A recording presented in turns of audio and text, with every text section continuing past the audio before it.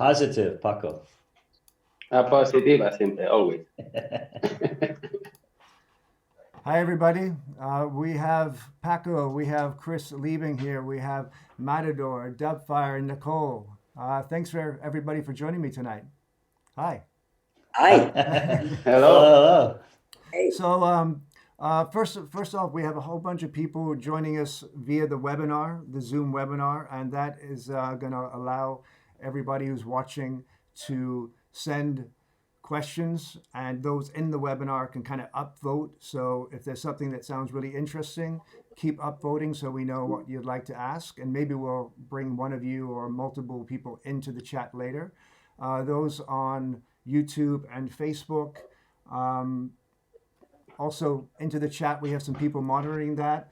Right now, my computer to the left doesn't seem to be going live on Facebook. So if you're trying to, well, you wouldn't be at it, you wouldn't hear me, so you're not on Facebook. But tell your friends, YouTube link is working. Facebook doesn't seem to be working. Anyway, so where we go? There we go. So this is, well, the first thing, we all love technology. That's why we're into electronic music, why we play the way we do, and we always like to experiment. And so what you're watching right now is probably also a bit of an experiment. So let's hope it goes well. We're all, isolated like everybody out there. And I think we're all in different situations, different countries, different time zones, and all trying to deal with it in the best possible way. And so we're here to, just talk about what we're doing and how we're getting through it, and how hopefully we're all remaining positive and creative. So, I'll start off. I've been spending a lot of time with my wife, and also reconnecting over Zoom and Skype to my family in Canada, and actually talking to more of my friends than in a long time. Not typing on the screen, on the phone. And I actually feel that it's been a great moment through technology to reconnect when, because sometimes I'm too busy and it just doesn't, there's no time, which sounds terrible. So I'm actually happy to have a little bit of time and, use it to catch up with people. And that's really helping me feel positive and connected. So Paco, how are you doing out there in Spain? Well, as you know, my country is one of the most suffering this virus, and we are completely isolated. We cannot walk in the streets. We are only allowed to go to buy food in the market and pharmacy. But I feel very good. I feel happy to stay connected, as you say, with my friends, and somehow I'm very happy to spend more time with my family. And also spend more time to try to be creative and music-wise. My studio is not at home, but I'm doing a lot of edits. No, I'm trying to work in new projects and trying to, that I never did before, because we was all, I guess all of us, we was touring a lot, and we didn't have time to spend in the studio. So now I'm trying to collect my old ideas, working in new projects, new collaborations, trying to spend the time as much possible I can. Ali. Yeah, I'm in Washington, D.C. right now. I was actually in Los Angeles recording from the beginning of the month.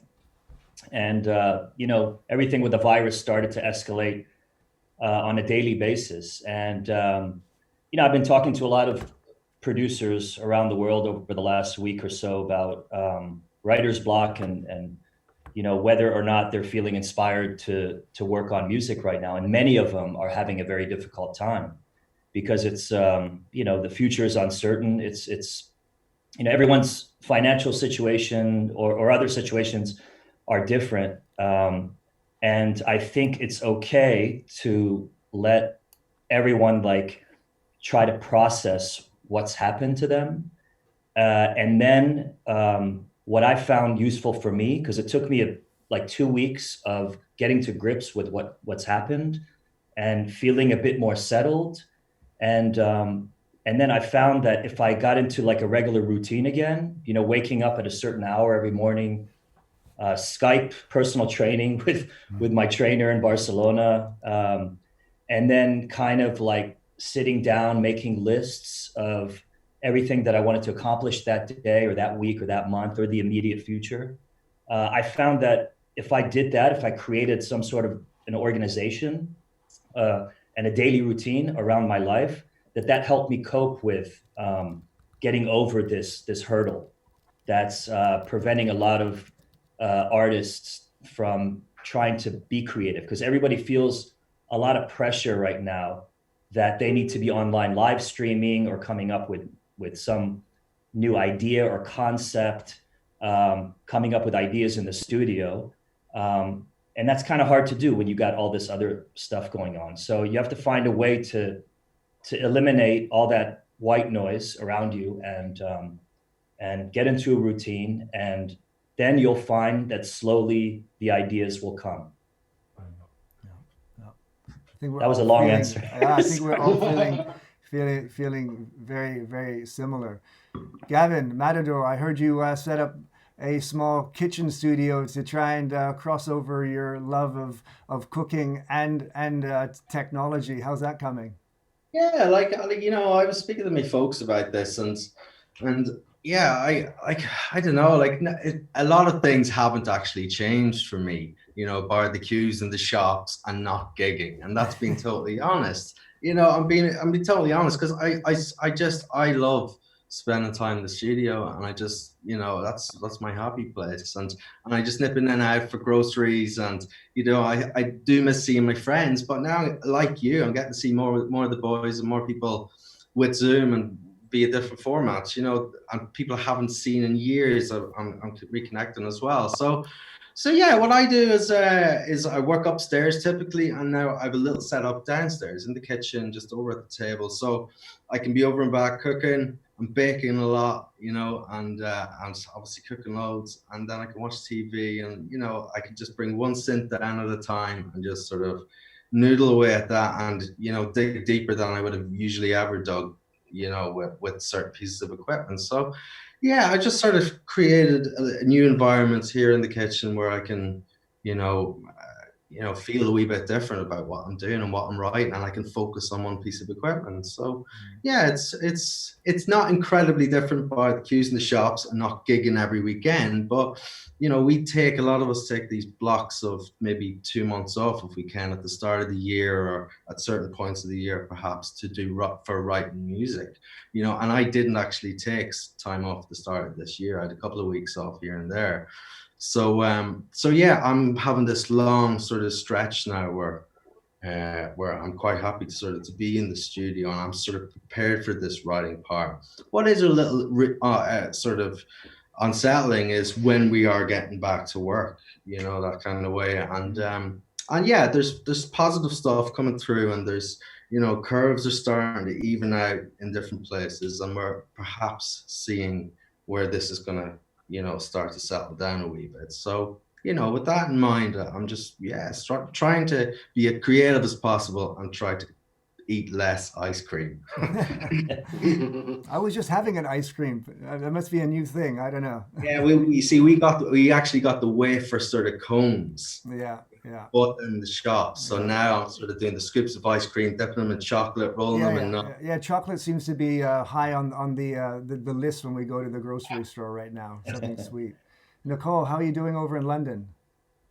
I'm doing good for the last 2 days. Like Ali just mentioned, I was in the States and I had to rush back here because I didn't want to get stuck over there.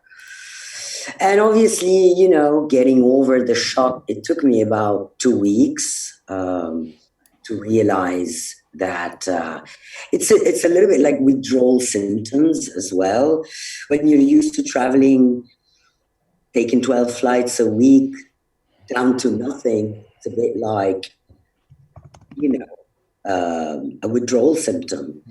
But I found a way to adjust and adapt. And I've been training every day, which is a luxury I didn't have before.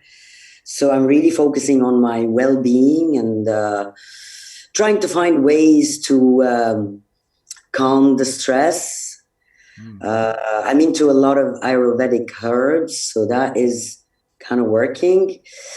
And, you know, social distancing, yes, we are in it right now, but I think we are more spiritually connected than ever before right now, which is a great thing, I think.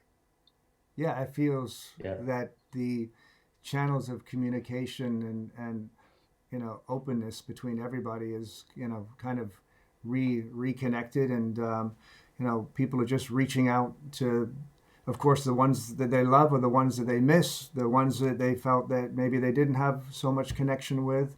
You know, that's kind of what I've been doing. You know, calling those people that I kept meant to call the last like 6 months. You know, and and everybody's doing it in different ways. I think and learning new things along the way. I think Chris has been bringing people together on YouTube and the last like week or two. And I think, Chris, you've been spending a lot of time learning how to create a video production studio over there, right?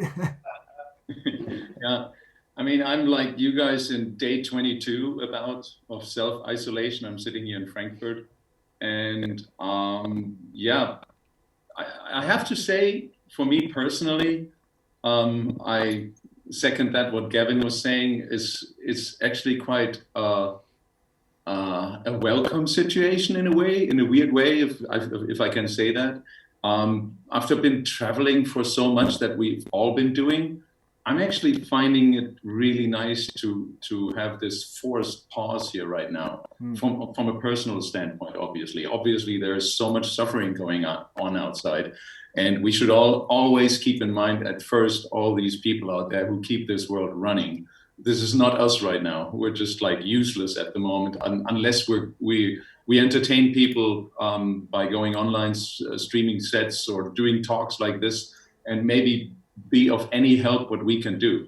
And I've been getting into this whole thing quite nicely. I think we're all in a little bit of a privileged situation, sitting in our homes in more or less safe countries. I know Paco's country has a lot of more problems, I guess, than most of our countries, except Ali, I'm afraid, and maybe you in London, Nicole. But, you know, apart from just looking at it from a personal level, I got to do all these things that I never really got to do on a more regular level. I get up every morning, I do my workout. This is my morning routine. I'll either go for a run, because we're still allowed to go for a run as long as you go alone. I have a home trainer here. I have some stuff to work out on.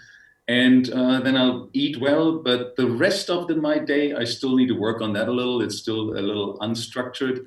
I'm basically simultaneously working, getting to know all the technology behind streaming, behind cameras. I'm working on 2 different remixes at the same time, and talking to a lot of friends. And that's like, I think we need to get away from this word social distancing, because it somehow implies that we're all like isolate ourselves. I think it's more like physical distancing.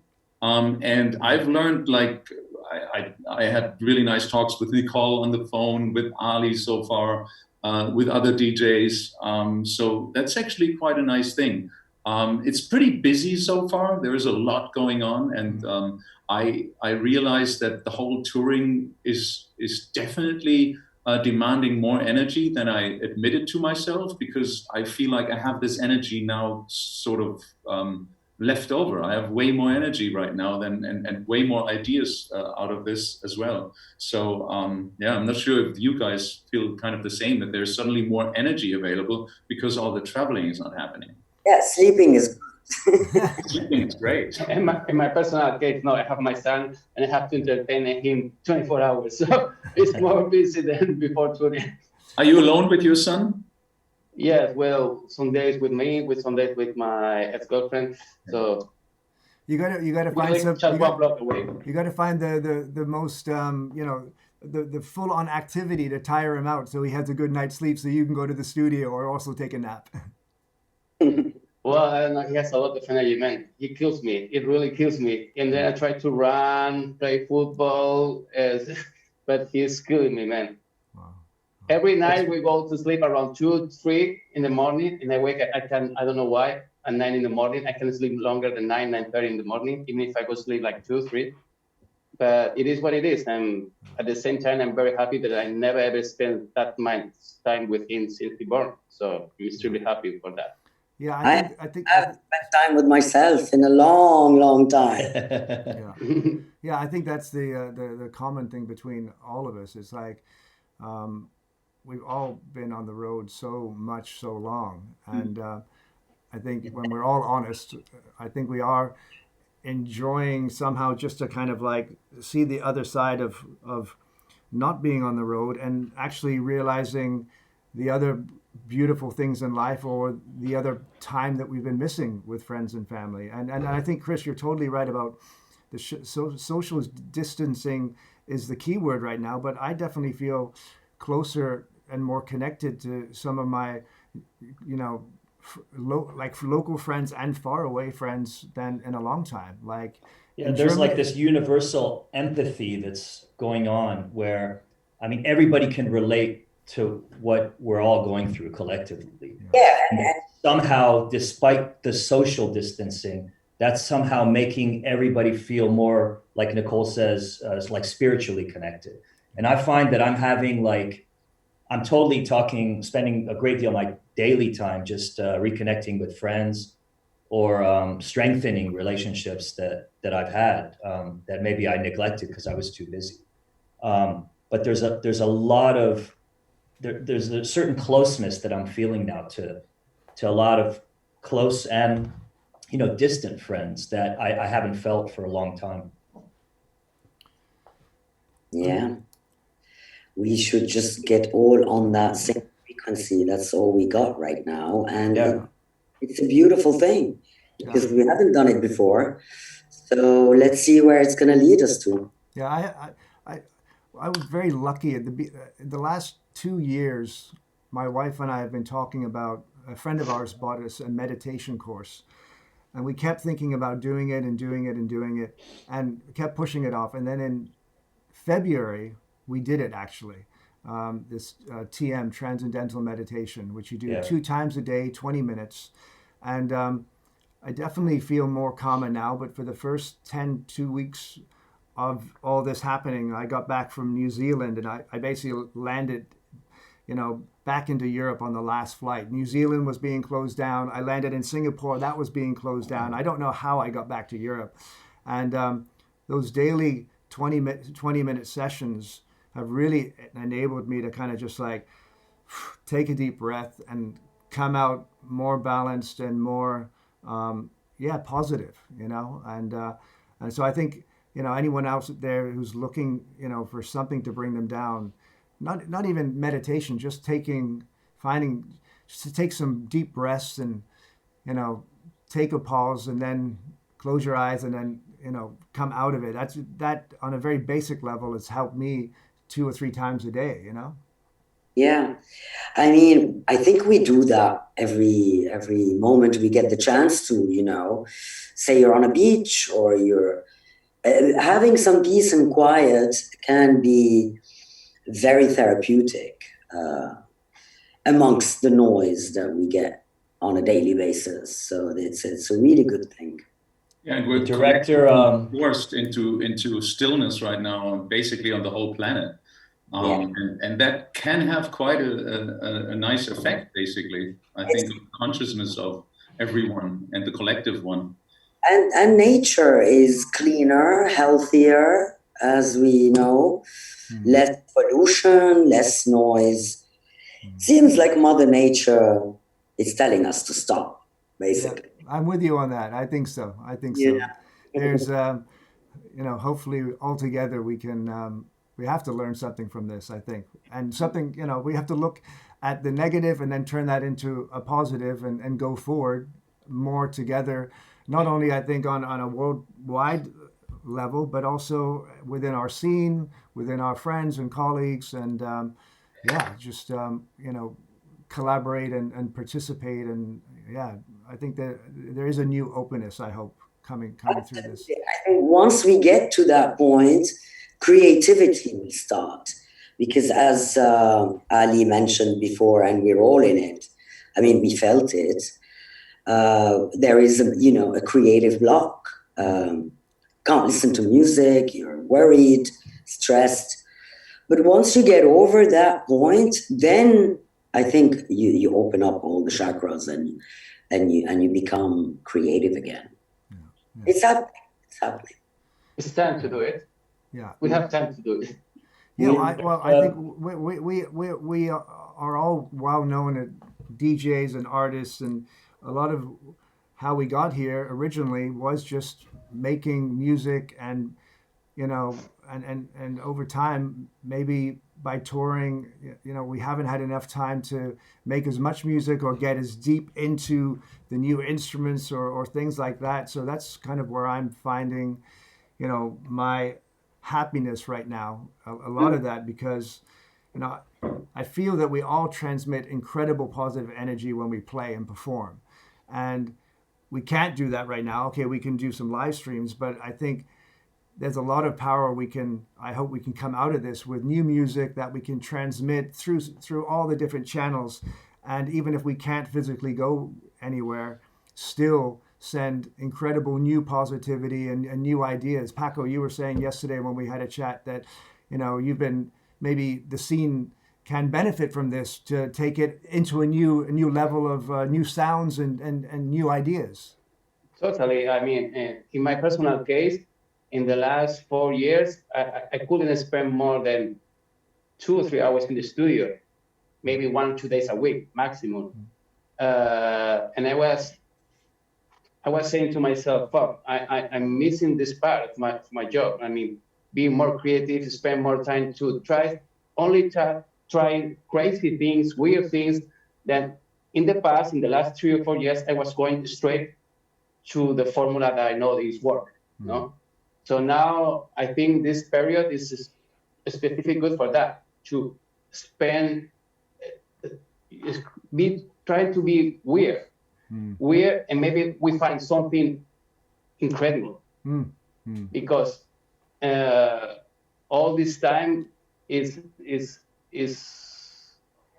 I would say kind of boring, no? Because you obviously, in my personal case, I always been more DJ than producer, but also I was missing this period of creativity in the music wise, because everything I was listening or buying or the promos that I got it sounds like to something else that I hear before, or the same loop or whatever. So now it's time to all of us to spend more time and try to create something new, something positive and creative.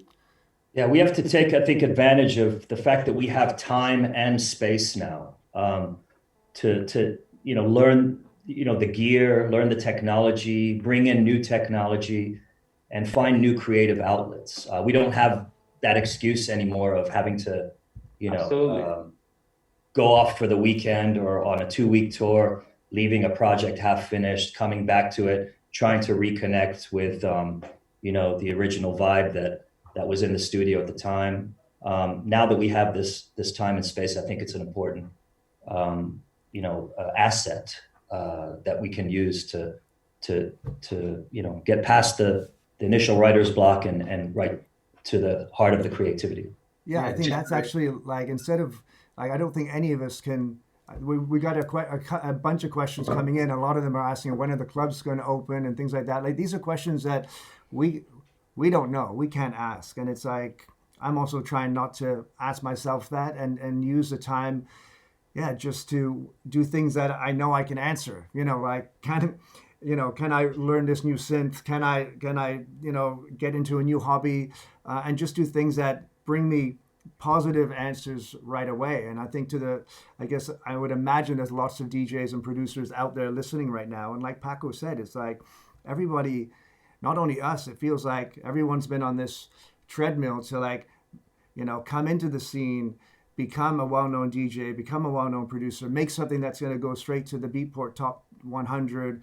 And the faster that all turns around, the quicker things kind of sound the same. So this is for all the creative people out there, this is a great opportunity. If you have if you have an 808 in front of you and a pair of headphones, or if you have a computer or a whole studio, just dig into it. Some of the best records we probably all heard in the early days, some of those were made on one synthesizer. Like, some of my favorite records were just an 808 and an echo. And so, limitations and things can force us to, really go beyond what we think we're capable of. And I think, I hope a lot of positivity comes out of this for the world. But of course, from our scene, I really hope there's some incredible new music and artists who just, when we put the records on again, or the digital records or whatever, we're just like, wow, where did this come from?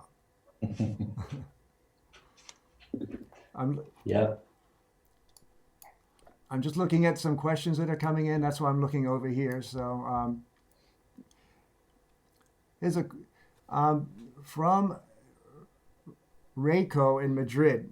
He was asking Paco or any of us, just kind of saying, we see more DJs moving towards a live hybrid setup. Do you think traditional DJing is slowly transforming into this? Is that the new style of DJing, or is there room for all styles of DJing? I think this is what Rayco is trying to get at. Chris has got the overhead view. Oh, there we go. There's some new technology. I think this has been kind of happening for quite a number of years now. And Rich, you've sort of been at the forefront of performance technology. Most recently with Close, but like for years you were always, every year, like around Time Warp, I would see you with some new hardware because plug-in. Because we're all nerds at heart. Actually, Chris is on the call. Actually, there's like Chris and I have, been sharing things back and forth for years. I remember when I was really into the effects in the late 90s. And then I remember one day Chris showing me this Cyclops sampler. Remember that, Chris?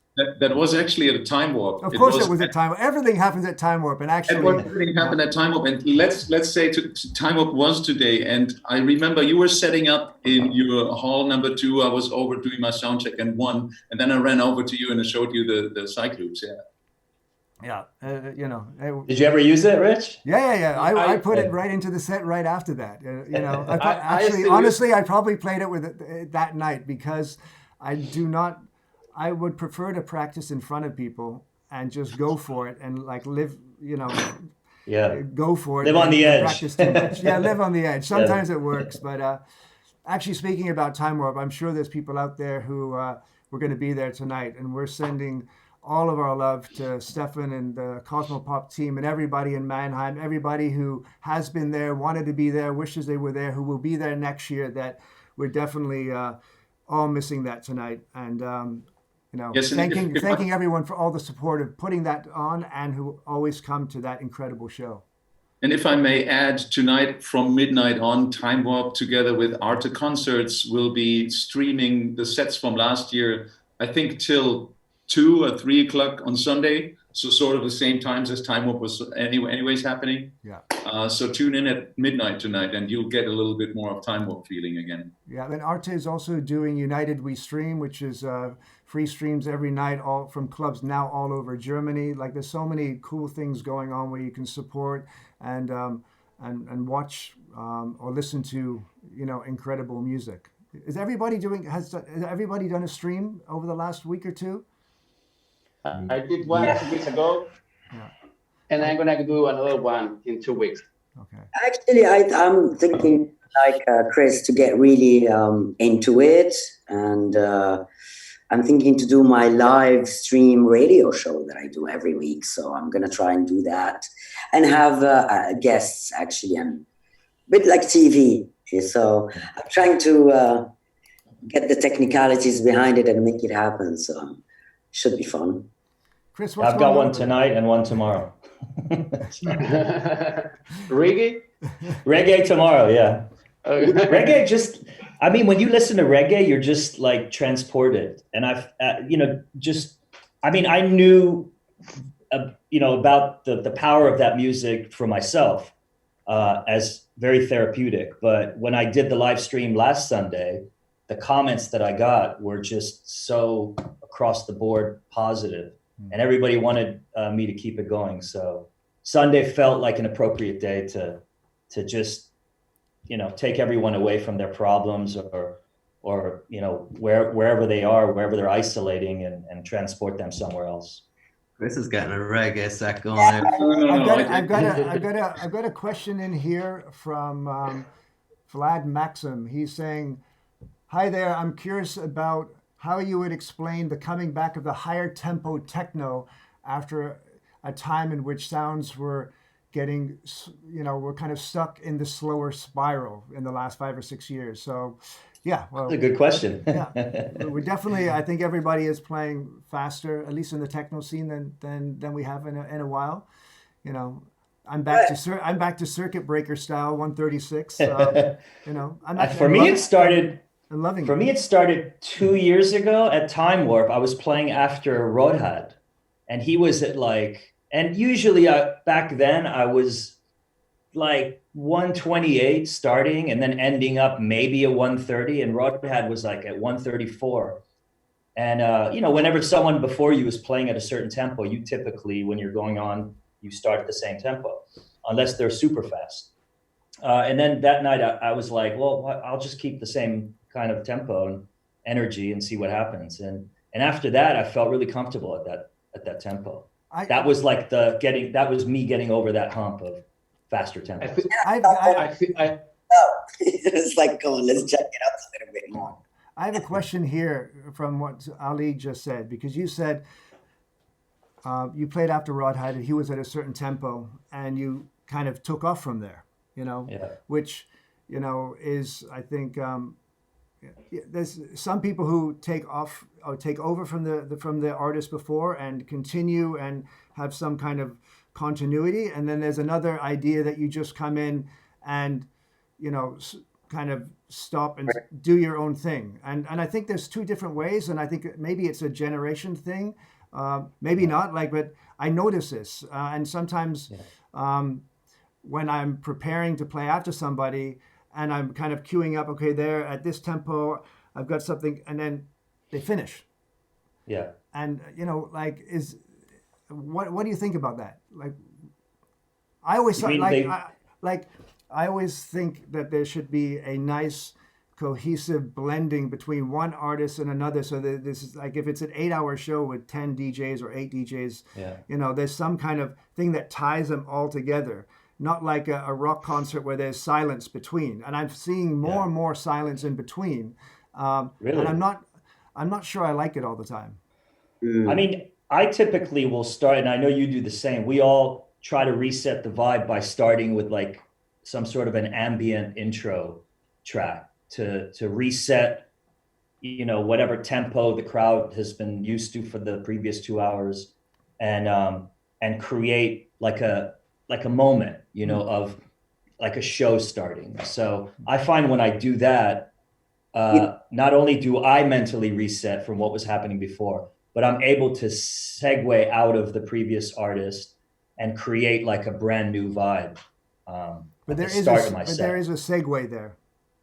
There's always a segue. So I'm usually if I'm waiting to go on, I'm playing. I find something if I can in the same key as what the other artist is playing, like their last song, or I find some sort of a weird a cappella or something that will seek out of what they're playing, because I don't like that silence either. I mean, it works in a lot of the EDM shows. They typically will have like a 15-20 minute silent kind of section in between each artist where they're 15-20 minutes. What are they doing then? 15-20 minutes. Well, they're setting up the pyrotechnics, and because each of those guys have like a big crew, and it's funny to see. It's kind of like an actual. Yeah, these are my pyrotechnics. Yeah.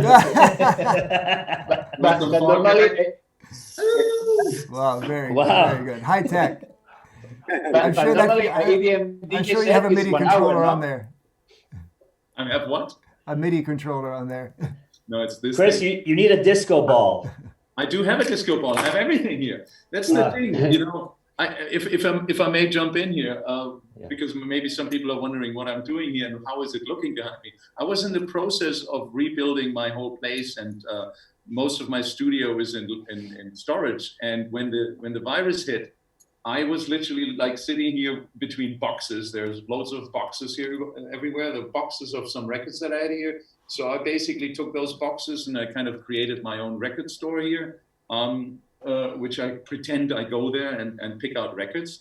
And I felt like I need to design my walls a little, because I felt it a little bit boring if I did these live streams without it. And then the next thought came, oh, let's get a disco ball. Oh yeah, a strobe. All right, great. Oh, how about a fog machine? And suddenly you have just I find myself just having like loads of fun and not taking myself and anything too serious. And that is, for me, very helpful in that situation. But I completely diverted off the topic right now with going back to the BPMs. But Richie, I had another question on that one. Okay.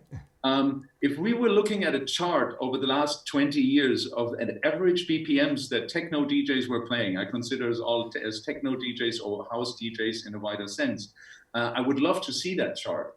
And at some point, as we all know, beginning of the 2000s, so about 20 years ago, it was the first time that the tempo, well, that's the middle of the 2000s, let's say 15 years ago, the tempo went down quite a bit. And I would have to say that, Richie, you played quite a big part in that, and Ali, you too, with the beginning of the minimal. So I was wondering, like, you're asking the question now, why is it getting faster again now? You maybe could also answer the question, why did you take things slower back then? That's a great question, because I remember, my memory's not perfect, so I do, like the late 90s and even early 2000, but really more the late 90s, I think it started to change. We had been playing techno, well, for me then, nine years, and techno was getting harder and faster. And there was, at one point, there was so many new records coming out, so many techno records, and kind of what Paco was talking about earlier, that they all started to sound the same. You know, they all started to sound like copies of, you know, The Surgeon or Jeff Mills or The Advent, and it just started to get like a competition of faster, harder, and it got boring, to be honest. Really boring. And what started to really, at least for me, get really interesting was a more slower and minimalistic sound. It was also Ableton was coming up, so there was a technology shift. There was new sounds coming in. I think a lot of people were inspired by making music maybe with computers rather than hardware for a while, which we've kind of gone back to now. But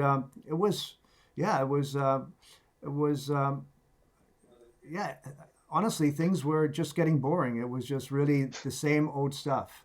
And so when you were taking it slower and going on after somebody who was playing really hard and fast, how did you transition out of what they were doing and into what you wanted to engage the audience in? Well, I remember having some of the worst shows ever in Spain, especially because there were a lot of middle fingers involved, right? Yeah, like but to say like, or like the Spain, the Spanish fans have been so supportive since the beginning until now. But at moments, I've really pushed or lost some of the fans. And in the late 90s, early 2000s, I really had people who were, just harder, and just really booing me as I was really trying to just play what was really turning me on. Like, we're up there giving energy and positivity. And if you don't play what you love, you may be able to like fake it a couple of times, but you can tell. And I'd rather be up there playing really, what makes me happy and what I think is the hot shit, and do it and then get through that. And that's what I did. And it definitely, but there was like, Chris, it was 2 or 3 years as it kind of all morphed. And there was other things going on. There is a lot of the people like to put stereotype, and they want to say, okay, this guy is techno and it's going to be always techno. And music has to be freedom. One day, that's what I had a lot of people also judging me about what I was playing for a while. But I grew up with acid house, I get in love with the techno. Right now I like more tech house, groovy stuff. I mean, music is music. It has to be freedom. And of course, you don't wear the same T-shirt that you was wearing 20 years ago, or you don't watch the TV. You watch the test. Yes, you do. He does, no? This is about 20 years old. Well, the same. I mean, you don't want to watch the TV in white and black. You want to watch the TV with LEDs. You know, it has to practice. It has to be an evolution in everything, in the music, in the life, in everything. So I mean, I music in general, you gotta appreciate all kinds of music. Really, I'm finding myself to listen to a lot of U.S. house at the moment. Like, this is what's making me happy right now. So, you know, you got to be able to, appreciate and play all kinds of music, really. You know, it's not nice to be just in one box as such. Somebody told me one time something very nice, like play the same music is like make sex in the same position. Nicole, So do you feel pressure from fans to deliver like that, you know, signature Nicole Moudaber kind of sound? My signature was really tech house, and you know, I won awards doing like tech house slightly with the techno tinge. And I play techno and I go back to chill out. If you listen to my radio shows, it varies from all kinds. And I think my fans now don't expect anything anymore, because they know what mood I'm in, I'm going to play it. I mean, the last show we did in Costa Rica, I did BPM. the BPM. Me and Paco, we played 4 hours. I mean, we were playing house and disco, really. Yes. And it was one of the most successful sets that probably we had ever. Unbelievable, 4 hours. Because you were having fun, I think, and you know. So Yeah, much when you people don't could feel tell. the pressure, when you don't feel the pressure to play something, is when you feel more free to express yourself. Exactly. And absolutely, I remember that night for one of the greatest in my entire life. Ever. It was really. So yeah, you know, listen, music is music, and whatever moves you, whatever makes you happy, you just go with it. No restrictions, no boundaries. Just let your gut and your feelings flow and guide you. Really. Exactly. I always felt like that I can only excite others if I'm excited about what I'm doing myself. Yeah. Otherwise, it's fake. We have a lot of questions kind of similar to what we're talking about. James Murray is just asking, do you all have a set plan, or does it change depending on the night? There's also another one coming in just asking, that's Youssef Farah, the borderline between DJing and putting on a show. You know, like how much do we prepare? How do we make sure we put on a great show? But, you know, leave it spontaneous or fun. Like you're talking about a disco set, like did you know you were going to do that, or did you just have the records and you went with it? Like, how prepared are you guys?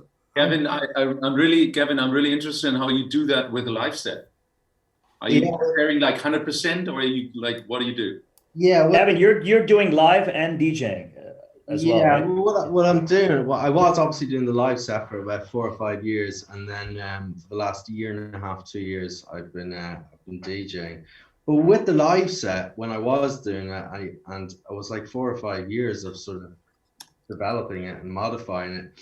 And at the start, I was quite fixed in what I was doing. I'd say 5 or 6 different setups, different sets, say, and I was rotating them. And then that started to get boring. And then I started to, you know, I was in different environments where it didn't necessarily work, darker, harder techno, if I was playing on a beach somewhere or during the daytime, you know, at an El Road thing or something like that. So I just started to write more music, basically, more tech house, more darker techno for that stuff. And my sort of body of work became larger and larger. And then I just sort of worked out this really big sort of clip page view in Ableton where everything was really interchangeable and flexible. That was like 4 or 5 years of working it where I was able to sort of change stuff on the fly constantly.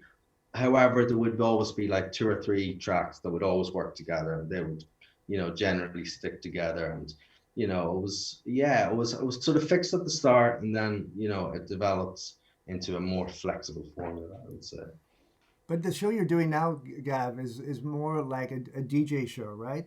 So Yeah. Like I have CDJs, I have the EFX 1000s, a couple of guitar pedals, and then I'll bring a drum machine with me, where I need it, So But a lot of the time, like 90% of the time, like I'm playing mostly or a good deal of Matador tracks. I'm still writing shitloads of music up there and testing it every weekend. So, most of and a lot of the time, like, you have that geezer at the front going, play harder, but I also have people, because I have a lot of releases, they're like, play this, play that. So instead of just waiting for that, request, I tend to, focus a lot on the Matador stuff because people know me from the live sets for that.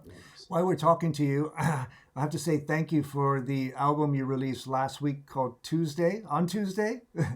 Yes. It's on Spotify everywhere. So Matador Tuesday. It's a collection of ambient tracks. It's been a really beautiful backdrop at my house for the last week, especially in this time. So beautiful. Nice. Well, I'm glad it worked. It was something that was written over like 3 or 4 weeks upstairs, just letting the machines run, just literally hitting record, recording 15, 16 minutes sort of passes on machines, and just not a lot of editing, not a lot of mixing or editing, because it was just written for a backdrop for a sort of a dinner party sort of thing we were doing in LA. And then the more we listened to it, I was like, you know what, there is something in that, and then when I put it all together at the end, it was like 3.5 hours of this long play sort of, it was originally written as music to fill the gaps, them little sort of potential silent moments in between, a conversation on the dinner table,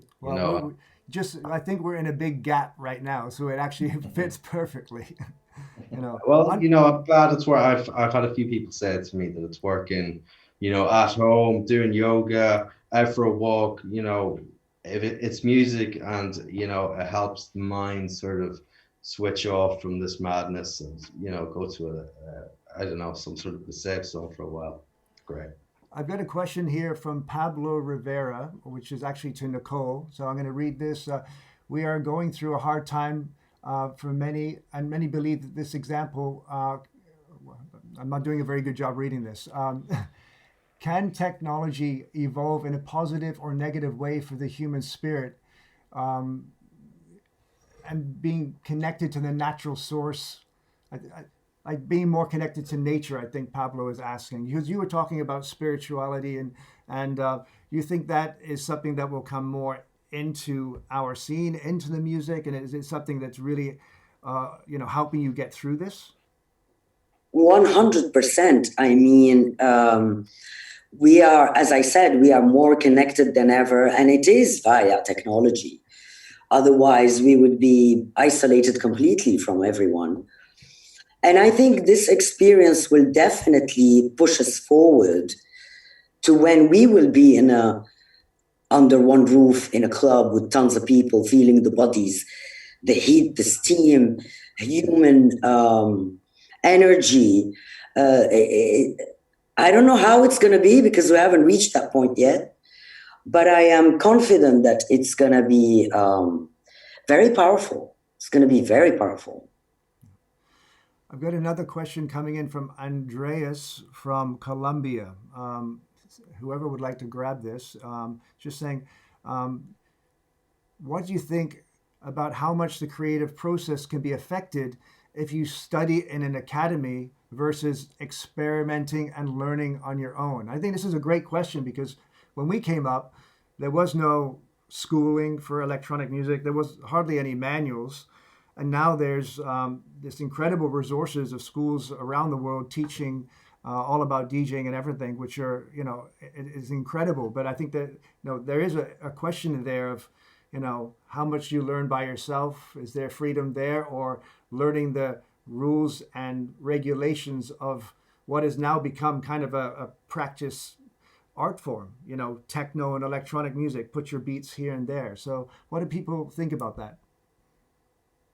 I think there's a Thing is pretty like, fine line. Sorry, Nicole, go ahead. no, go, Chris. Okay. Chris, you go. There's a pretty fine line in the middle somewhere, because you run the risk if you study too much and you learn too much and you're dug yourself into manuals and stuff, that you put up certain structures in your head, certain ideas of how things need to be done. While on the other side, if you don't learn anything at all, you might miss out on some technological advantages that you do not really learn because nobody tells you to. So I think you have to really be aware of where you're at any point in time. I remember like years and years ago that someone told me, well, I studied at SAE, which is like this famous producer school. I don't know if it's only in Germany. And they taught the people basically, hey, you never have any red lights on your mixing desk. This is a bad thing. Don't never have any red lights, I mean, imagine anyone would have told us this in the beginning of this whole scene, not to have any red lights. How much amazing music would be missing out on these days, So you have to always, I think, kind of be careful, like not completely avoiding every manual is maybe not helpful, but completely diving in and abusing machines. It's also, Richie can probably say much more about this, abusing machines and just using to total different purposes is so creative sometimes and inspiring too. And I think you need to be aware that you can do way more than some other people might tell you. Yeah, I think Yeah, when we started out, we didn't have the internet when we all started out. So you literally had to have that physical manual, or you worked with an engineer or whatever. Now, everything that you want to learn about anything is a click away. A lot of chefs, I'm hearing a lot of chefs are discouraging people from going to culinary school and spending, all that money going to culinary school when they can just go and work in a restaurant and gain real life experience or work, figure stuff out like, just going online. But these days, I don't think you necessarily need that formal kind of training as you did in the past. It depends on how specialized I think you want to get. Yeah. I'd like to thank Giacomo for pointing out that on Model 1, it's not red when it clips. Okay, only the nerds got that one. Thank you for that. But Chris, yeah, you're right. For me, I guess as you said, abusing machines. When I started out, I really didn't know what I was doing. I probably still don't. And at that point, it was all hardware. So you just kind of plug things in and try to figure out how they worked. And if it sounded good to me, I pressed record.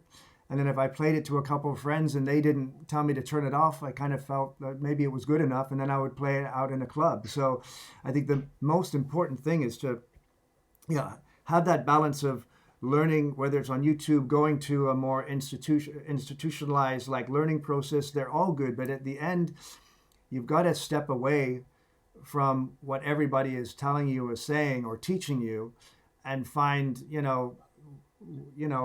the honest thing that you like to do, or how it sounds to you. And that doesn't mean that it's mixed perfectly or the compressor is exactly right. Like,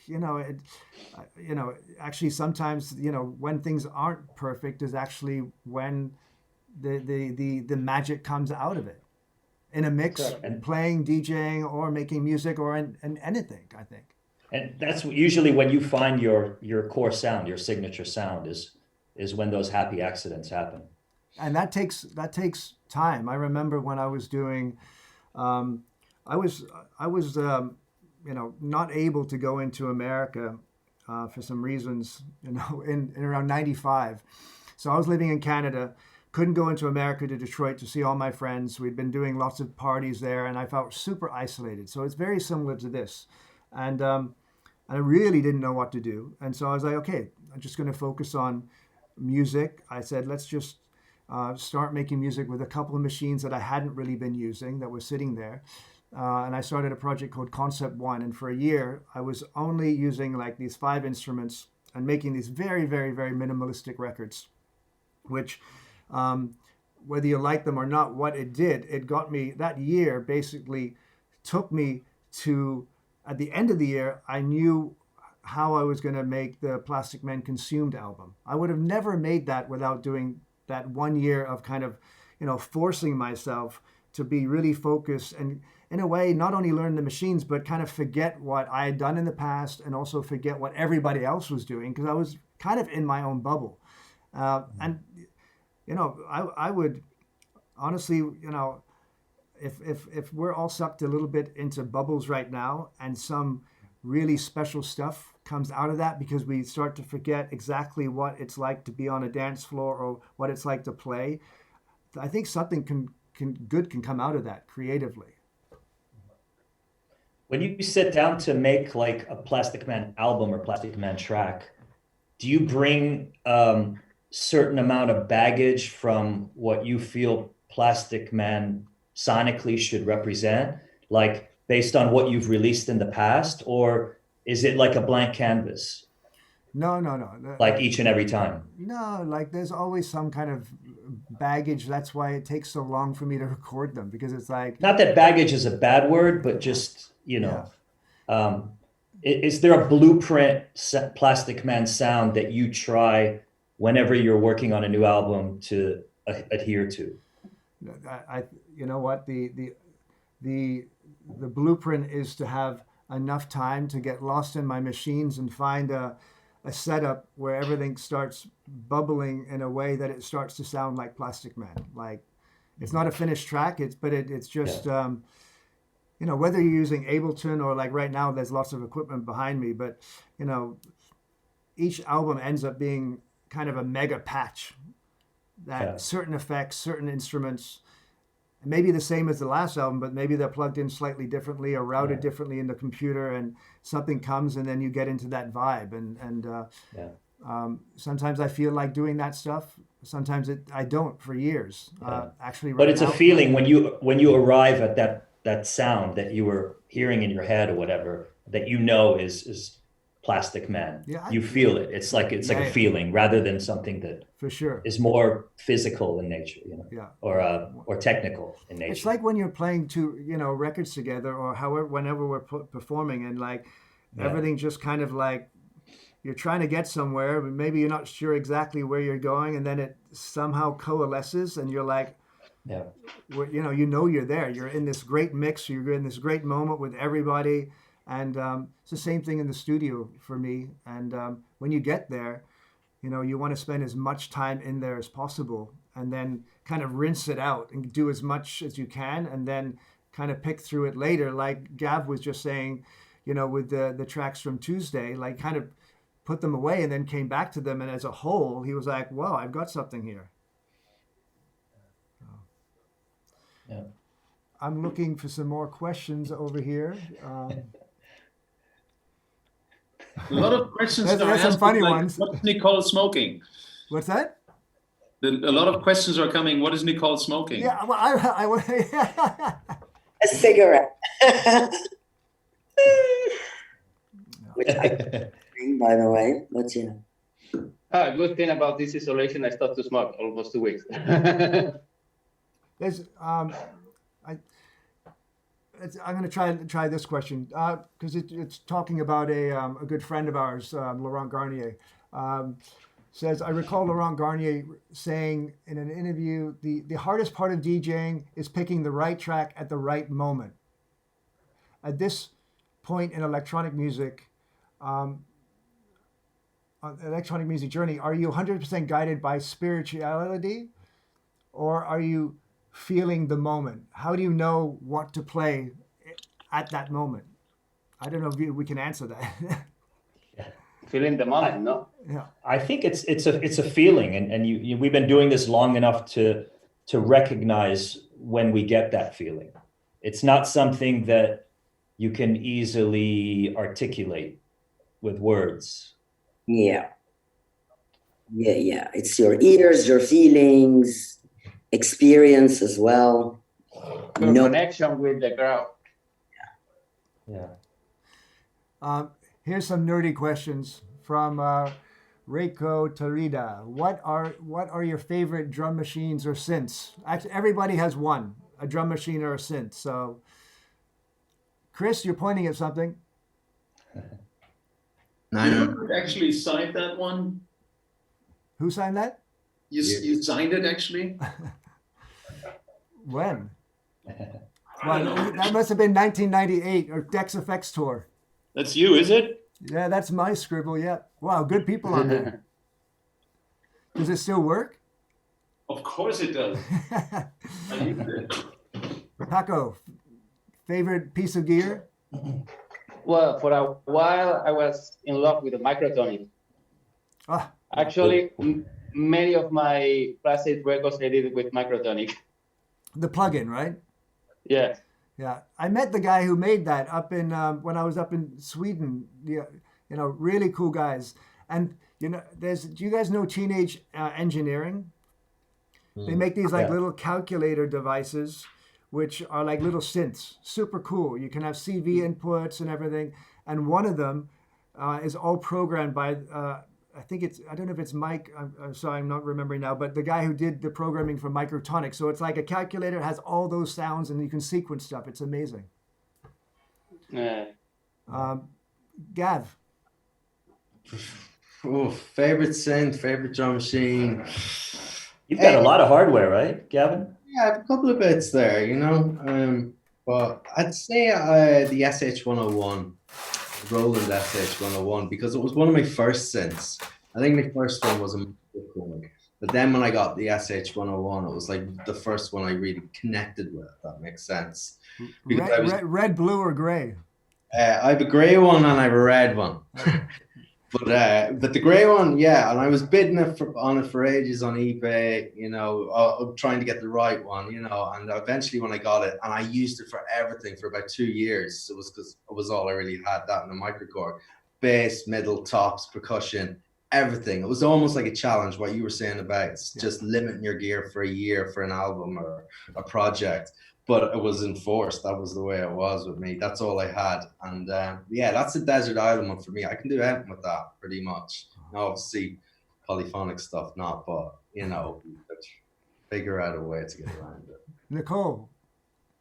I don't actually have a favorite one. Funnily enough, I ordered one today. The Micro Freak from Arturia. Yeah, I'm going to test that one out next week, hopefully. Yeah. I mean, at the end of the day, whatever comes out, it should be good enough, playable, reaching people properly. I was just downloading the Arturia plugins and demos. I love the Arturia stuff. Yeah. The V collection is like all the vintage synths that they have, or that's usually my go-to. Yeah, I've got like a Oberheim SEM there, and of course I love that machine, but their plugin sounds very, very good. Yeah. Also the Sound Toys plugins for effects. Yeah. I find I continue that question. How about favorite VSTs from Martin Ladeno? I was going to do my favorite piece of hardware. Oh, that's a surprise. Dude, I can beat that. Oh. Are you using the real thing in your stuff, or are you using the virtual? Are you talking to me? Yeah. Oh, well, both, but that's the original one that I did all the Plastic Man. There's only one. Wow. There's only one that sounds particular like that. They all sound slightly different. So if I put the same lines in from the early albums into another 303, it doesn't sound like Plastic Man. Is that a Devilfish, Chris? What's that? Chris, have a Devilfish there, is it? Yes. You know what? I have a Devilfish. Actually, it's on its way back from Australia. Robin was just fixing it up. And there was always this rumor that my secret weapon was the Devilfish, because I had number 003. And it is on a couple of tracks, but the secret was just this one that just has a specific sound. And since the beginning, it was missing a knob. And maybe that's the secret thing, because I had to I never put another knob on it. So maybe there's a certain way it sounds by the way I have to turn that thing. Anyway.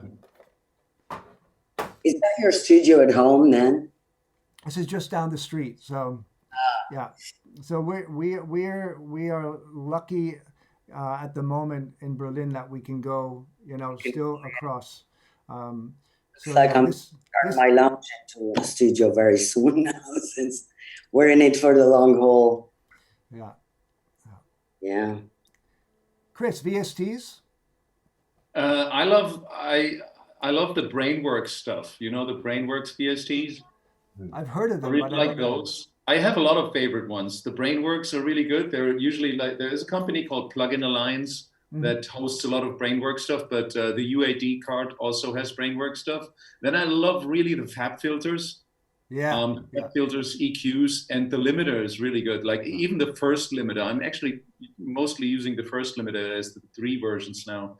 And then I have a really, really favorite bass drum plugin that I can recommend to anyone. It's called Please. Called what? Punchbox? Punchbox by D16 Group. Yeah. D16 is some guys from Poland who have also like they actually emulated the 909 and the 808. It's called Nephaton and Drumazone. You've probably heard of that one. Yeah. And they have Punchbox, and the Punchbox is the most amazing kick drum creator that is out there. They're actually working on a new version now too, but this is really good, and it's really cheap actually. It's kind of 79 euros right now.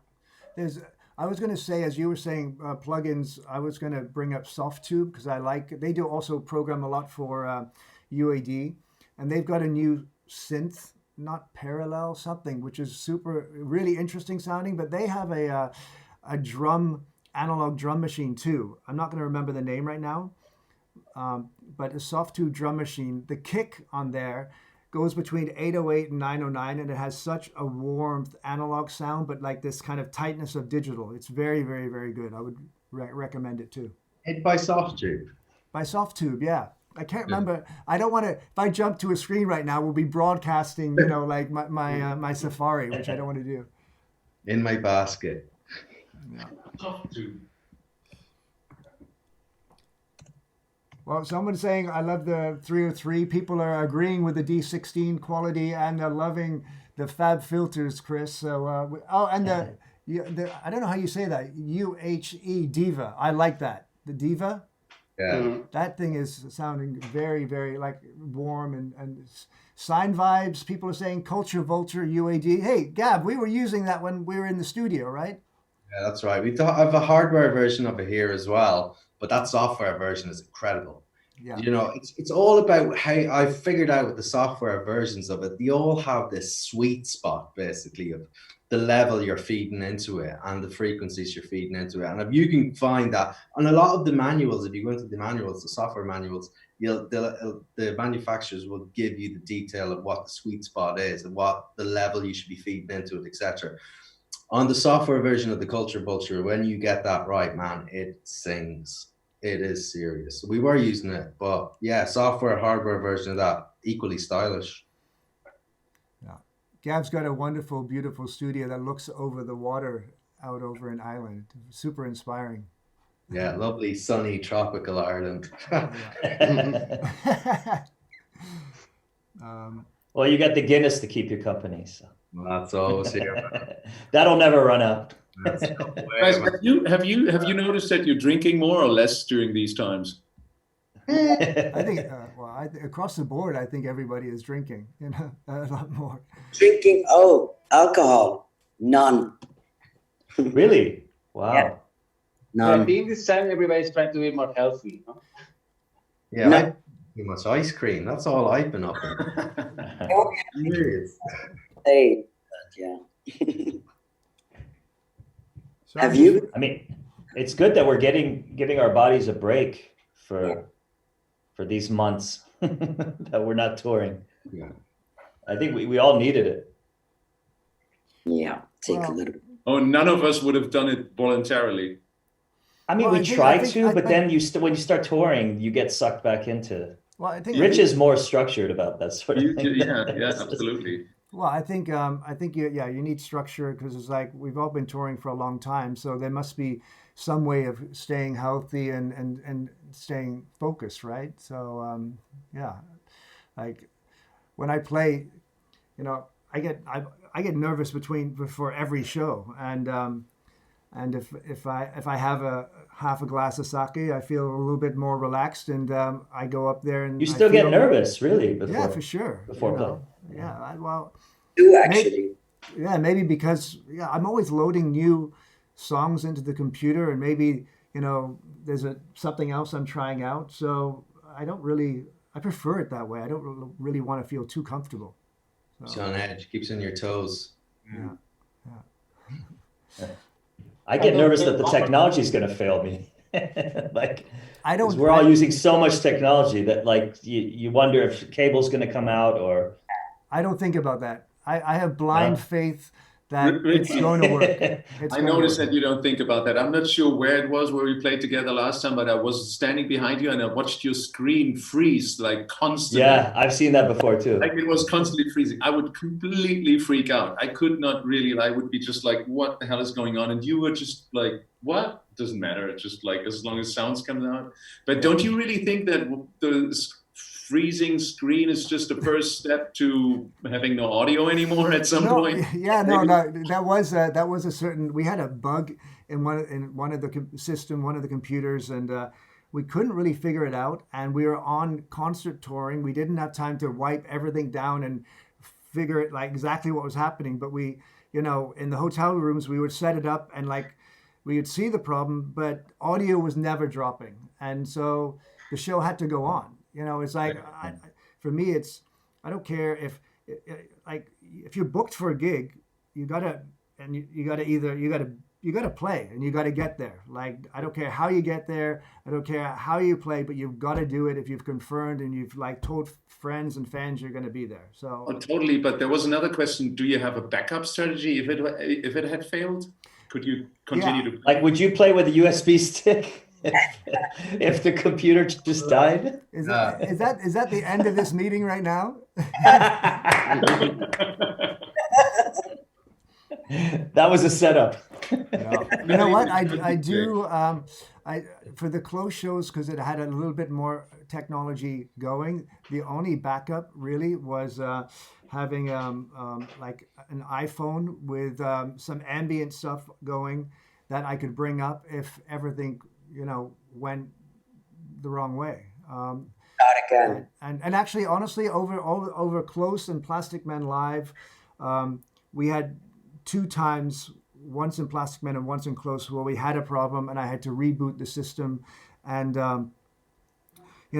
keep the show going. So you never. What's that? Everyone around. Who? What's your exit strategy when it fails? I want to know from every one of you.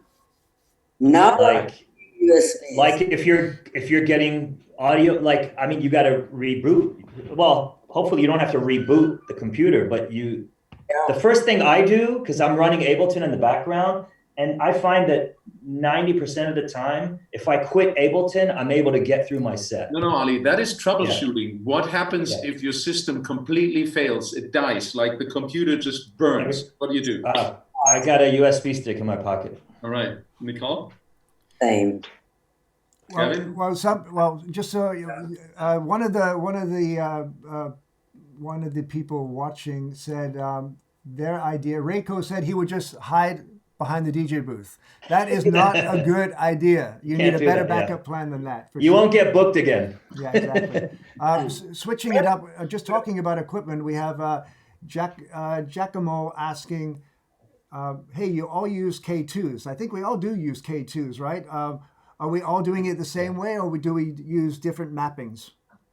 Different mappings, I'm sure. Yeah, for sure. Yeah. Everybody has. Yeah, why do we all use K2s? I just think there's more combination buttons, knobs, and faders. Mm-hmm. Yeah. I don't use it for Tractor. I only use it for actually. Use it for what? Ableton. Half of it is effects, and half of it is controlling the samples and effects. So what do you use for Tractor controller? I use the native instrument controllers. The X1s. Yeah. So how many controllers do you have? Anyway, I should know this because we play together. But I can't remember. 4, including the push. I got an interesting question here from someone named Anonymous. But anyway, what made you guys join music, and what was the final push for you guys to decide that is what you want to do for the rest of your life? I'm sorry, Well, what? deep question. What made you join music, and what was the final push, or what was the point that made you decide that this was your mission in life? This was what you were going to do. I didn't choose it; it chose me. Oh, God. You got off the hook very easily there. Nice. I was always surrounded with music. I mean, I was a promoter before, and I booked a lot of DJs. So I was in the music the whole time. And then I decided to step into the other side as such. So music was my life from day one, really, you know, many, many years ago. I have to say that Nicole was the first person to book me in London. Yeah. Many, many years ago. What year was that? Yeah. What year was this? That was in early 2000s, maybe? Yes. 2000, 2001, something like that. Correct. So, And yeah. Ali? I think for me, when I first came to this country, I couldn't speak the language, and I was sort of an introvert, and I just gravitated towards the arts. So I was into photography. I used to draw a lot. I was very good at drawing. And somehow that all just, you know, and the people I was hanging out with, they were kind of like, you know, we called them art fags, or they called us art fags. You know, we were artsy. And we just gravitated towards the arts, and eventually I found that, like, you know, music and discovering new music just spoke to me. I started playing in bands, and I got more and more into it. And then you had DJ culture, you know, from the early days that was happening in Detroit, Chicago, New York, and I just got deeper and deeper into it until, like, it chose me eventually. Yeah. I remember, like, working in a video store to make enough money to buy records on the weekend. I was in Windsor. I would work on Saturday, take my paycheck, finish around 7, drive over to Detroit to go to a place called Buy records, and then be down at the club by like 9:30, 10 o'clock, and then start playing. And it was just about enough money to buy records and, like, make ends meet. Although I didn't have much expenses because I was 19 and still living at home. But I remember, like, even doing that for a while, and then I was in university, and at one moment it was just kind of like, it was that step. It just kind of came. It was. I think what I remember being really important for me, and I don't think I realized it then, was that luckily I didn't do it too soon and have to, you know, suddenly get into a point where I got frustrated because I wasn't making enough money and to survive, and I was trying to be creative like that. You know, the part-time job gave me enough money to kind of have records and balance my life and still be in the studio. And you know, what I'm trying to say is I think don't jump too soon, you know, into trying to make DJing or this kind of creativity your life, because if you're worried about money, it's hard to be creative. So I think it was, for me, better to have a part-time job for a while until, you know, things tipped over and I was DJing enough, and then it kind of, you know, seemed to grow smoothly after that. I think that's a very good point. If you worry too much, you're not creative. And I think that's something we should all take to heart, especially in these times right now. But because there's so much to worry about, but actually so little that we can do about it. So we should not really worry about things that we cannot change anyways right now, and create space through the various means, meditation, sports, or anything, and then the creativity part comes out. But it's very true what you're saying. Like, if you worry too much about money and everything, you won't be going there. So step by step is actually a good thing. I started working at IQ Hard House back in the days in 90, 95, and I had a club before that which I ran bankrupt with. And same thing, I always tried to, like, have enough money so my rent would be paid, my food would be paid, and then you slowly start to meet more people, and you slowly get into the whole thing, and then it just takes off. It's not like one moment where you decide, oh, this is my life now. It's happens over time. I think it happened to me at least like this. Yeah, we also I was came selling from... records to buy records. Hmm? I was selling records to buy records. Yeah. I was, I was going to record shop. They give me like 20, 25 records. I was going to all the pubs and bars to try to sell it to the other DJs, and then I was getting a commission. Like I don't know how was the commission, and then with that money I was buying the records that I wanted. So same like you, Chris. I was working in the record store for many years. I tried to survive like that, and I remember that the first salary that I got for play, and I was paying an after hours from 8 in the morning to 2 p.m. I got 5,000 pesetas. It was 30 euros. And I was the most happy person in the world. Every Sunday I was leaving the club with a smile like this. It's a passion. Music is passion, as I say, not fashion. Yeah, when I was working in Detroit in the early days, the what I got paid was basically not enough to get back over the border to Canada. And if you knew what that was cost, you realize how little I was getting paid. But I was as happy, as anyone playing those first 2 or 3 hours before anybody actually got to the club. And then the main DJ would come and then take over. But maybe there was like 5, 10, 15 minutes just as the crowd was like filling up, before the main DJ took over. And that was just like, I waited for those minutes, every Saturday night to, it just... Rich, what was your last day job that you That was it. My last day job was the video store. Oh, the video store. Yeah. Okay, I got a good question from Ryan Hollis. Hey, you know what? Should we? Can I do this? Oh no, I was going to try and bring him in, but so Ryan said, do you fear the crowds are less engaged at your shows now than in earlier times because many people seem to be behind their phones or taking photos? Does this bother you?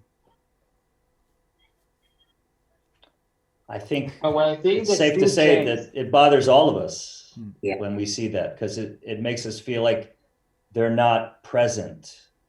And so much of being in a club or festival and listening to a DJ is about being, present, mind, body, and soul. And when you're trying to live that experience through an iPhone, because you want to capture it somehow so you have content to post later, you're not really fully engaged, I feel like. You may think you are, but you're not really there. Putting your phone away in your pocket for those 2 hours that you're listening to your favorite DJ, that's when you're really, really present. But I do get the moment where people want to catch maybe a little bit of the show and catch it a little. So I understand that, and I don't think that's bad. But if people standing there like texting with their friends, I actually rather feel sorry for the people because they're apparently at the wrong place at the wrong time at the moment. Yeah. I mean, I catch my friends who are behind me in the booth doing that, and I kick them. No, I kick them out. I can't stand it. Anybody in the booth is on their phone, we kick them out immediately. Immediately. Totally. I've seen you do that, Rich. Oh yeah, I'll do it. Many I'll do it times. myself. But yeah. Yeah, you lose the moment, and what's the point? Yeah. I guess these times, these days, and this generation is part of the social media, and it's not going to change. It's going to carry on. So I think people just need to find the balance, that sweet spot of obviously embracing all this new technology and the social media platform, but also making sure that you're not missing out on the experience, and these experiences are what, formed us in our early days of going out. yeah. And being fully present. Well, in our experiences. It's like any experience, whether you're in a club or not. Like everybody is so glued to their phones 90% of the time, and I've actually been a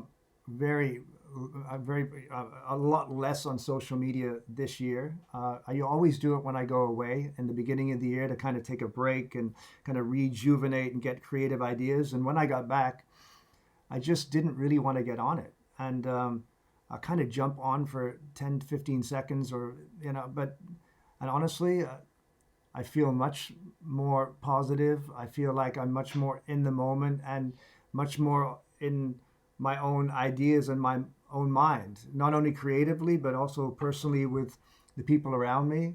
Um, and yeah, it's like, I know it's, this is what what I was going to say is it's like it's a necessary evil. So that's how I kind of feel about it. That okay, I should be on there to promote and this and that, and I want to connect to the people supporting me out there and let them know what I'm doing. But at the same time, You want to have a I would, for me to get on the phone and do something and do a shot in the studio about I'm in the studio now creating something, that could be actually the thing that stops me creating that day because it takes me out of that. And I'm, you guys know me, sometimes I'm in my own mind quite a lot. So I don't want to be pulled out of there. And if we talk about, creativity needs time, the longer you have with no outside kind of interruptions, the better sometimes. So, I'm really struggling with like trying to be part of it and let people know what I'm doing now, especially in the situation, but also, yeah, enjoying what's happening with the situation and being with my friends who I am, or being on with you guys and not getting stuck into like a screen that I'm just sending stuff out. It doesn't feel very interactive for me. This feels interactive. This feels interactive with these questions coming in. So it is a use of technology and it is social media, but for me, this is much more engaging than scrolling through Instagram feeds. Mm-hmm. I agree. Yeah, but the social media changed totally the market and the music, because now it seems that we need to be a slave to the social media, because if you don't post a picture every day or every 2 days, it seems that you are nobody. If you don't have enough followers, it seems you are nobody. I mean, the music and the DJs has to be something else that the social media. I remember back in the days when I was going to the clubs, my passion, it was just look what the DJ was doing, just trying to learn, especially for the people who was doing things that I didn't understand. I remember one time that in the old row in Barcelona, the first row that you was playing Rich on a Sunday, and you record a cat with the Akai, remember the loopy Akai? Mm-hmm. You record a loop and you put it slowly down, and then again super fast. And I was like, how the fuck he did this? And no, it's true. So I mean, the DJs is something else that's just to be all the time on the social media or interacting with the people, because I think we have to interact with the people with the music, because this is our job, play music, not stay like this. I respect everybody, don't get me wrong, but I remember one day that I was finished to play, and one guy came to me like, your technique is amazing, your selection music is amazing, but your face in the DJs is terrible. I say, but you came here to see my face or to listen to my music, because I don't get it. It's true. I mean, music is music. I mean, maybe that's the we are not. Now we have the time to go everybody with the mask. Okay, something kind of connected to that, because it's just about the changing scene. It's just saying, it's talking about huge crowds and the demand for instant gratification. This is coming from Telmo Fernandez. And 2-hour sets are a far cry from the 8 to 12-hour journeys a lot of DJs played in the early days. Are we missing those days of longer sets? Are we all happy just playing 2-hour sets mostly? Are you? Is anyone playing 2-hour sets a lot? I'm playing really long sets. I don't know about you guys. This guy down here. I'm playing 2-hour sets on festivals. I'm not doing any long sets at festivals. That doesn't happen anymore. I think festivals, the sweet spot is 1.5 to 2 hours. But festivals, I get there's a lot of people. Yeah. My favorite 14 hours. And then, wow, that is like church,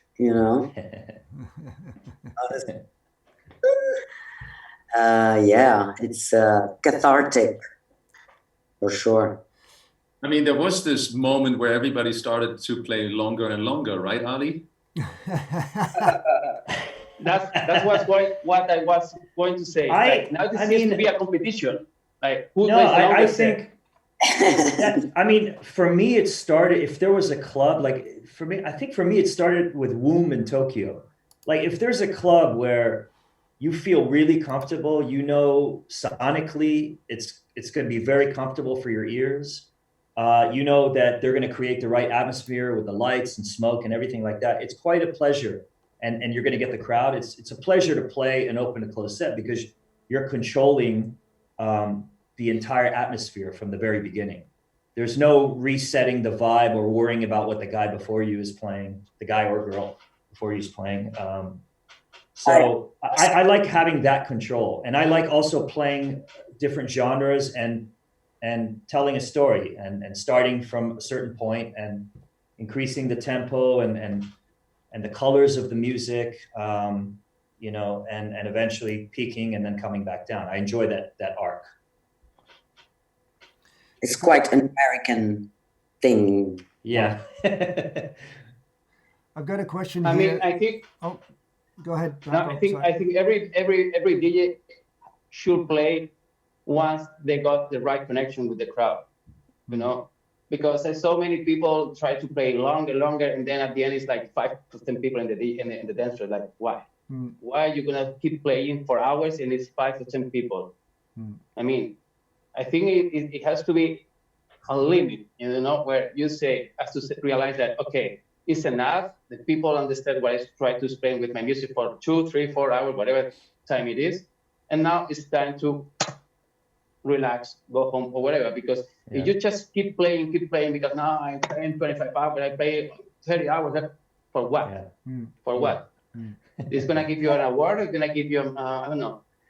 I learned that the hard way at Sunwaves when I did 26 and a half hours. When I finished, I was like, okay, I'll never do that again. Yeah, it's stupid. I mean, if you feel it and you have the response of the crowd, you feel connected with them, just keep playing. But once you feel that the atmosphere is going down, you just want to be one of those that are playing like the longest sets ever. That's bullshit, man. Yeah, I think there's a thing of a beginning and a story and taking it somewhere, and knowing that question we had earlier, knowing when to play the right track at the right moment is also when to know when to finish the party. Yeah. You know. Yeah. There's a question here which I'd like to know, and I think a lot of people out there, just how do we organize our demos and promos, especially demos? Because I'm sure we're all getting lots of things. Do you have help with that? Are you listening to them all? Like, I think there's an onslaught of new music coming to us, and I think it is difficult to manage, you know? Yeah. Like, I'll start. I have someone downloading actually, this is a good time. People make fun of me because it says downloaded by R. Hawtin, which does not mean listened to by R. Hawtin. It means I have a friend of mine, Derek, good friend from Detroit. He's downloading everything, puts it in a Dropbox, and that syncs to my laptop. So wherever I am in the world and I open that laptop, I have everything up to date, demos, promos, and then I listen to it. And I listen to everything. And if I like it, and if it's a demo, if I super like it, I make a contact to somebody. If it's something that I can just play, I play it, because usually with my Twitter feed, you see what I'm playing, and that's how I manage it. But sometimes it's thousands of if I don't listen to demos or promos for 2 weeks, it can be 12,000 things to listen to. It's crazy. I mean, having digital clutter is better than when we had stacks and stacks of records all over the place that you, for like a year, you never got to, and it's just sitting there, and you don't want to throw away because you feel weird about that. But there is like way too much demos and promos to go through. It's just not manageable.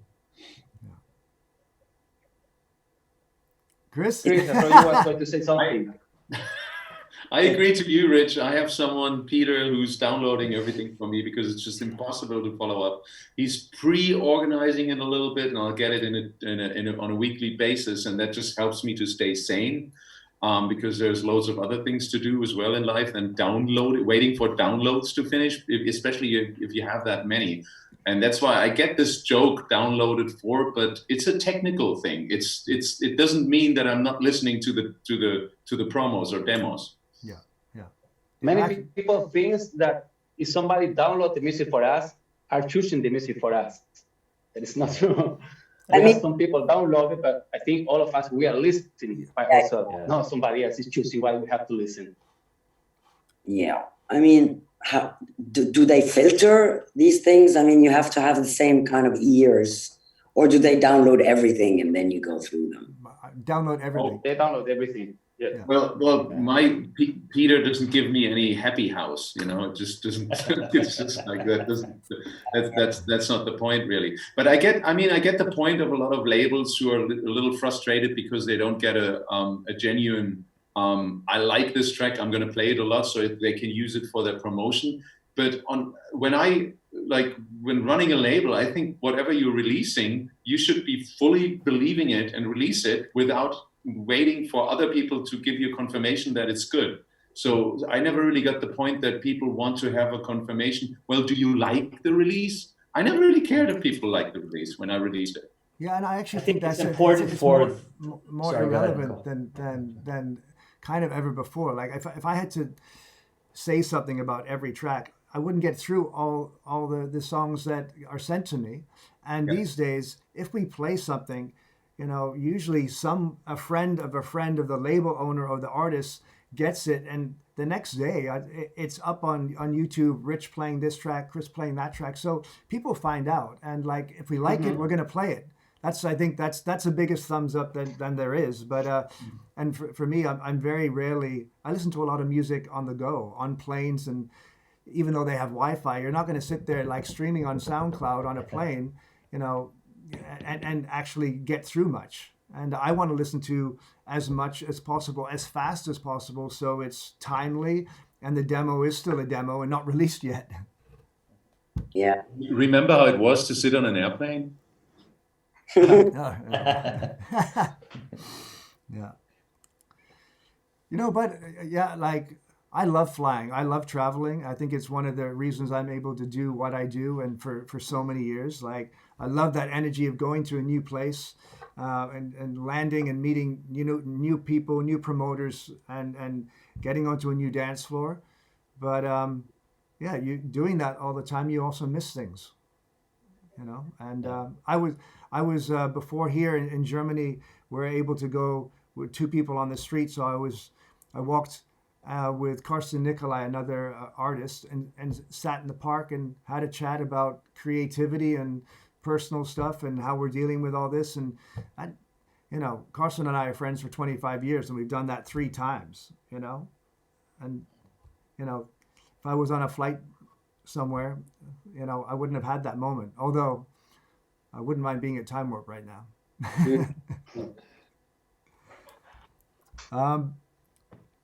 Looking at some more questions coming. There's a lot of questions to Paco, Ali, and Nicole just about how your back B3B came together, and you know, just tell us a little bit about that, because you guys you're really doing that, and there's not many people doing three together.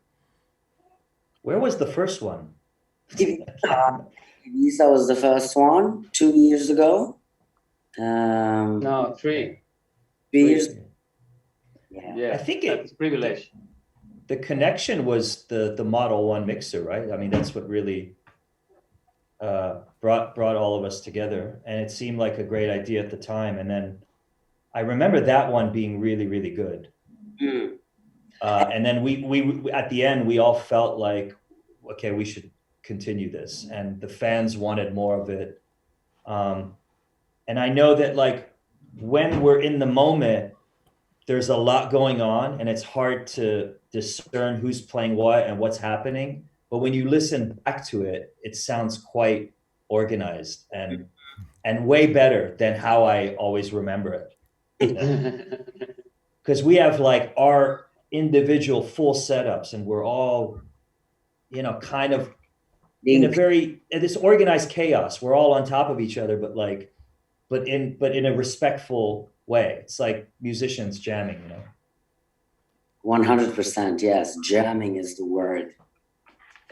And it's natural, the music comes natural, the layering stuff on top of each other comes natural, and instantly with like just one sound, which is incredible.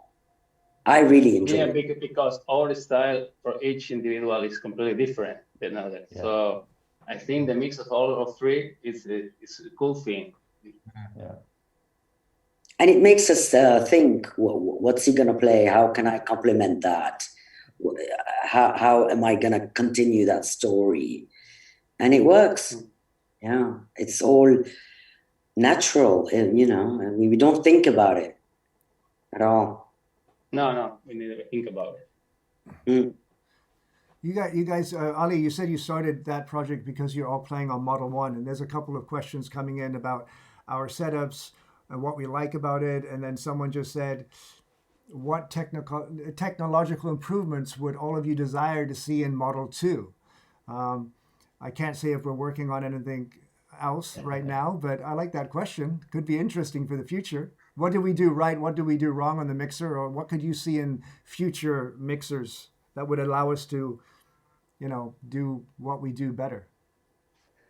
Maybe I mean, it seems like everybody is missing the EQ, and I think everybody would want to see like built-in effects, but then that then ceases to become like an analog mixer. Then it's a digital mixer. So maybe Model 2 is a digital mixer with your crazy technological mind at work doing something that hasn't been done before. I could see that in your future, Rich. So maybe Model 2 could be nice to arrange something to, for example, our show. To the one mixer can control other two mixes. Yeah. And somehow, I don't know, it could be nice when you do back-to-back with somebody. An example, one of the problems that we always have when we are doing the back-to-back is like all of us, we have to be on the same level master and the same level monitor, because if somebody go up or down, when you play your track, it can sound louder, it can sound like nothing. Yeah. So Model 2 could be one option to connect another mixes and have to the control that when you touch the monitor or the child to touch the master affect to the other mixes, no? Yeah, there's like a great there's lots of audio networking technologies. One of them that we use on plasticman and Close is Dante, which is audio over network.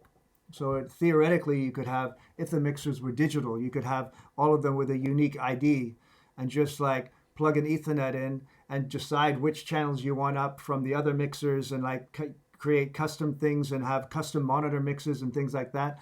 But then you have to go completely digital. And, one of the things, at least that we stand on right now for Model 1 is that we're purely analog.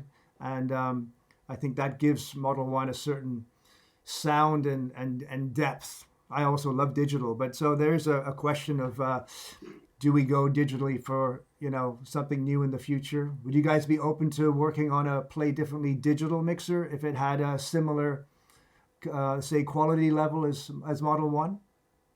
Of course. I believe the digital technology has gone quite far.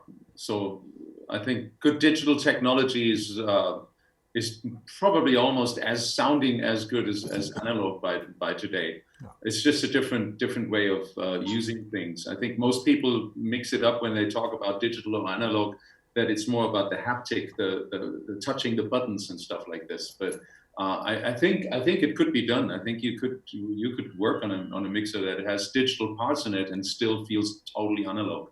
Yeah. I think that's by the feel. I think I'm with you that I think the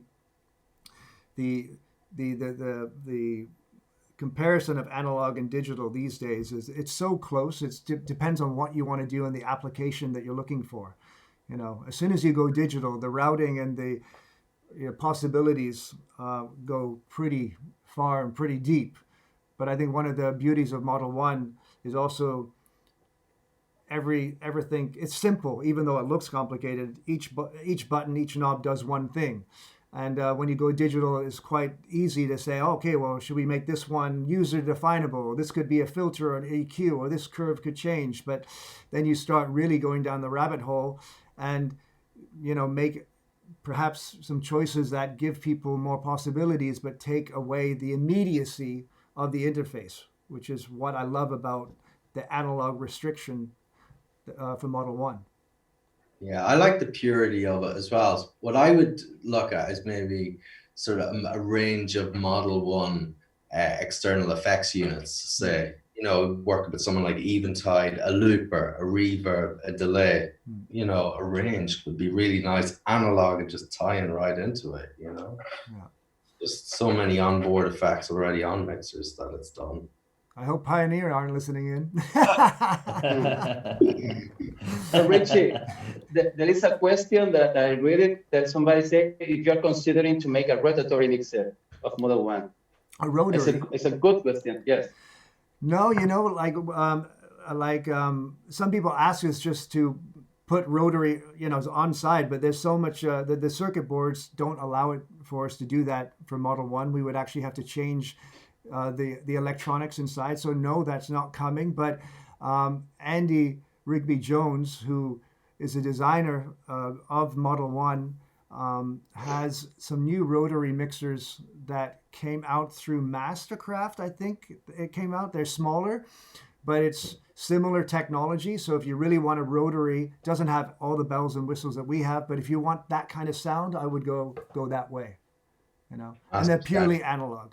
Because I think some of the other, rotaries that came out, in the last couple of years looked analog, but were digital and it didn't sound so good. Yeah. Any more wishes for Model 1 or not, as I look over more questions here? There's a lot of people asking for rotaries right now. Sorry. Why rotary? I don't get that. Well, that's three people. That's three people on this chat, so I don't know if that's a lot of people actually around the world. But I think there's enough options for rotary mixers right now. We're not going to go there. Yeah, I think for how we play, rotary is quite difficult compared to faders. Well, how's D? Love it. I still have a Yuri mixer. Needs to be refurbished, but yeah. What were the first mixers everybody was on? Pioneer. Yuri from Yuri. I remember. I was on this cool Numark. It had a little sampler, like 2-second sampler. I don't think you ever know acoustic sound. What's that? Acoustic sound? No, you don't know. No. I don't know. I think Ali gave up. Or he went to get it, I hope. I went to get the Yuri. There it is. That's my original mixer. Wow. Yeah, nice. Lots of rotary. Rotary. That's great. I played a show with the Yuri. The last time I played with it was with John Acquaviva in Detroit. I actually think, it's this other T-shirt, Jack's Back. And it was early Dex Effects days, and there wasn't really any mixer that had sends like we do for effects. So we took the Yuri, and then we took that out through another mixer that we duct taped on top, so we could kind of have this like basic way of like doing effects. It kind of worked. Anyway, it was I have a good memory of the party, but okay, guys, there's lots and lots of questions coming in, and I can't keep track of it. And we've been on about 2 hours right now, so maybe we'll slowly wrap this up and maybe try to get all these questions for maybe a second round of this another day. Anything that anyone wants to say to all the people who've joined us out there on, I don't think actually YouTube didn't work, Facebook and webinar. No, okay. Well, I can say something for all those people who may be worried out there that the whole club scene and the whole party scene is going to collapse and everything is going to be gone once this is over. I picked up a pizza 2 days ago, and the owner of the pizza place around the corner, he had like the total wisdom for me. He was looking at me and said, like, please don't worry. People will always want pizza and party. and I think there's a lot of wisdom in that. Yeah. Well, I think you know, I think for all of us, I think we all started this because of a passion, and whatever happens, however long or short it happens, I think we're all going to find a way to perform and make music and send our unique sound and energy somehow to all of you out there. I'm committed to that. This is what I do when I wake up and I think about how I'm going to, you know, make some kind of sound you know, and send it, you know, whether that's through a speaker or through the internet or something. You know, things are changing, but music will survive. We're going to survive, and we're going to keep playing music for all of you out there and smiling and hopefully driving you positively crazy, you know, for a lot longer. So. I think that first party back will be one for the books. Quite epic. That's a question. What are you gonna do the first day this is end? What is your first record that you play? The first, I think we saved that for the next round. Okay. Yeah. Cool, guys. Everybody, thanks for Paco, Gavin, Ali, Nicole, Chris. Thanks for everybody. Thanks to everybody out there for all your questions. Stay safe, stay positive. You know, find a new hobby, be creative, hang out with your loved ones, meditate, but be positive, and we'll see you guys all very, very soon. Thank you, guys. And for those who want to relive some time warp moments, tune in 3 hours for the next 15 hours at Arte Concerts. Somewhere is a link. Yeah. Be safe. Take care. Bye. Bye. Bye-bye. Bye.